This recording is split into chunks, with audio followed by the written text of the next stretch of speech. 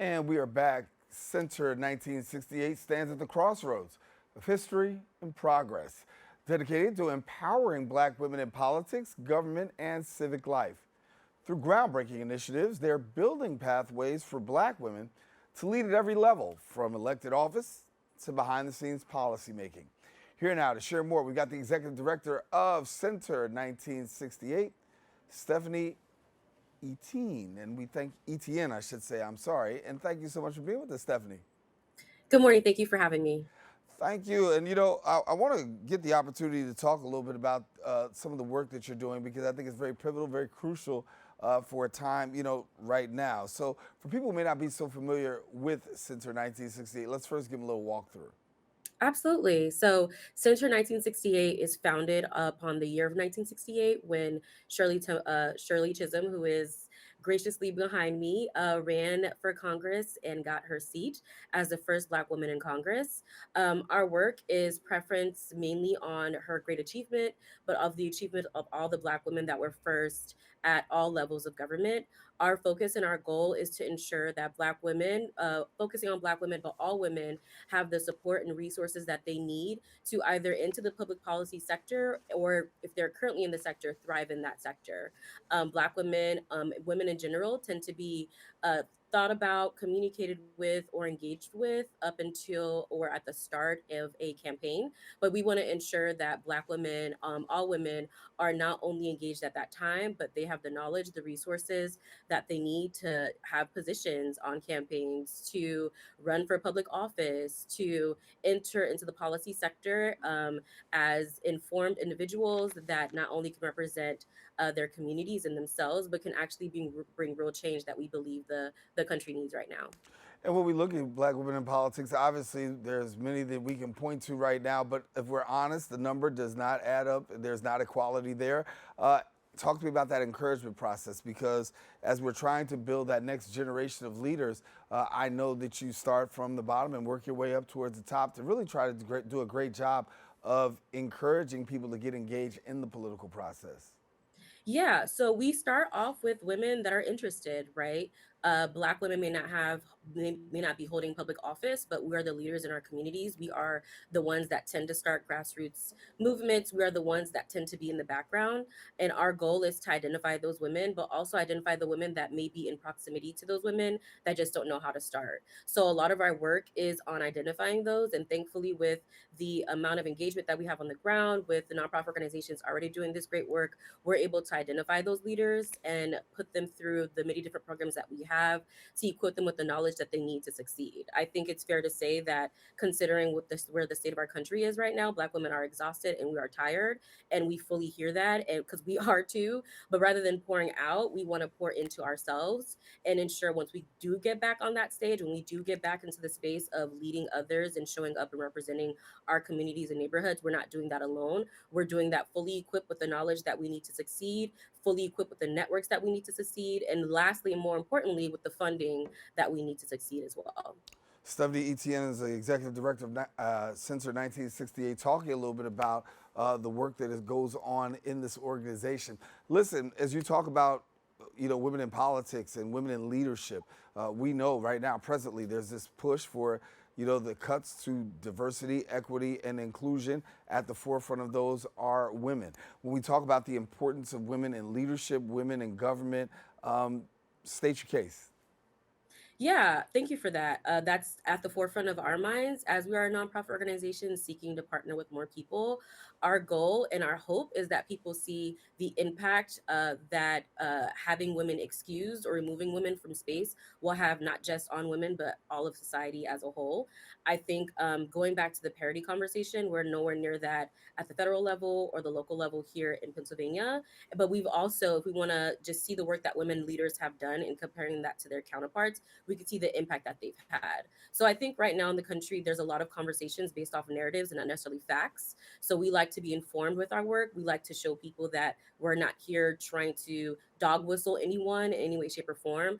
But if we are women in this country and we pay our taxes and we show up like everybody else, we have the right to be represented by people that not only look like us, but think like us and will consider us as well. So it's definitely a fight that's ahead of us. But I can, speaking on behalf of the organization, say we are ready and prepared to do all that we have to do to ensure that women that are interested in running for local office or playing any sort of role in the political space have what they need to do so, considering where the country is heading. Yeah. Love your background. Look back there. You see Shirley Chisholm in the background, got the Yes. 1968. Sweatshirt. So Yes. yes, You're representing loud rep- and hard. Yes. representing, right? But I want to talk more about a couple of other people, and I want to bring up Barbara Jordan because I know you also have a Yes. Barbara Jordan Fellowship Program. And so, Yes. for people who don't know about the Barbara Jordan Fellowship Program, who Barbara Jordan was, quick education, then tell me some about the program. Yes. So all of our programs, we've decided to name them after Black women that were first in some way. Barbara Jordan was a trailblazer in her own right, representing the great people of Texas. And the Barbara Jordan Fellowship is a program that's focused on providing women that may not be in the public policy sector but are looking to enter it with intensive training, resources, and support. Our first fellowship cohort, we were proud to say we graduated 13 women. Some of these women have gone on to get internships. Some of them have gone on to qualify to apply for roles in local government. And we're seeking to relaunch that program this year, focusing on IT and tech. And policy specifically. So the program is structured in a way that we provide insight to women on public policy 101. And then at that point, we transition on into having an internship role aspect of that. Currently looking to partner with organizations looking for interns or fellows that they would like to bring alongside them so that we can provide very clear pathways of entering into the policy sector, but on the tech side for this year. We structure our programs to be very intentional. We ensure that they are very informed. So identifying women that have been in the field for quite some time is a goal of ours so that they can come and teach these courses, but also partner with these women as mentors as well to ensure that once they leave our fellowship program that they didn't just have this one stop experience, but it's something that continues on and leads to a level of career development for the ladies as well. Yeah. Finish this off for me from aspiring candidate to elected official. I think now more than ever we have to stand up and lean into the legacies of all these great ladies. They sacrificed quite a bit to stand up and being first, and I think here at the center we're seeking to do that same thing. It's going to be a battle. It's going to be difficult, but if you look throughout history, the people that sacrificed are the ones that received the most. Those are the ones that were able to support the most people and serve the most people, and that's what we're here to do. So I think for anyone that's running for local office, anyone that's interested, we hear you, we see you. More importantly, but also know that you're not in this battle alone. And if you're looking for any resources or support, Center 1968 is here to help you do that. Yeah. Give me a pulse check. Give me a thermometer reading as to, the temperature right now. What's the temperature like, especially for women, given the fact that we've seen the cuts to diversity, equity, inclusion, hearing what's coming out of Washington, D.C., talking about the need for smart, competent white men to be in office. There's a lot of people that are left out of that mix, black women included. Talk to me about your perspective and what that feels like. What's the temperature like? Yeah, our perspective is all politics is local.